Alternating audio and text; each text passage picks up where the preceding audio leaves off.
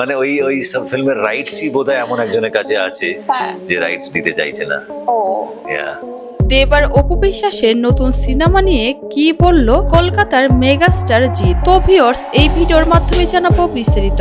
দুই বাংলার সিনেমায় এখন সবচেয়ে বড় আলোচনার বিষয় দেব আর অপু বিশ্বাসের নতুন সিনেমা। ভক্ত যেমন উত্তেজনায় ভাসছে, ঠিক তেমনই শুভকামনা জানালেন টলিউডের সুপারস্টার জিৎ। দেব সবসময়ই টলিউডকে নতুন কিছু উপহার দিয়েছে, আর অপু বিশ্বাস ঢালিউডে একের পর এক হিট সিনেমা দিয়েছেন।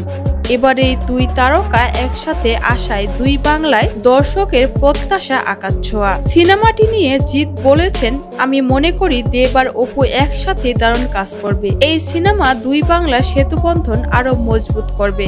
আমি আন্তরিক শুভকামনা জানাই, আশা করি ছবিটি সুপারহিট হবে। জিৎ আর দেব টলিউডে বারবারই প্রতিদ্বন্দ্বী হলেও বন্ধু হিসেবেও তারা একে অপরের সবসময় সমর্থন করে এসেছে।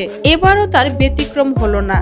অপু বিশ্বাসের জন্য এই সিনেমা অনেক বড় চ্যালেঞ্জ, তবে ভক্তরা ইতিমধ্যেই বলেছেন দেব আর অপুর কেমিস্ট্রি অসাধারণ হবে।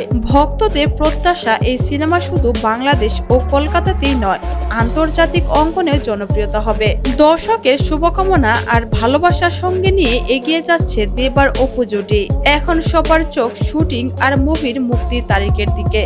তো ভিউয়ার্স, এই বিষয়ে আপনাদের কি মতামত? দেব আর অপু বিশ্বাসের জুটি কি হিট হবে? কমেন্ট করে জানাতে ভুলবেন না।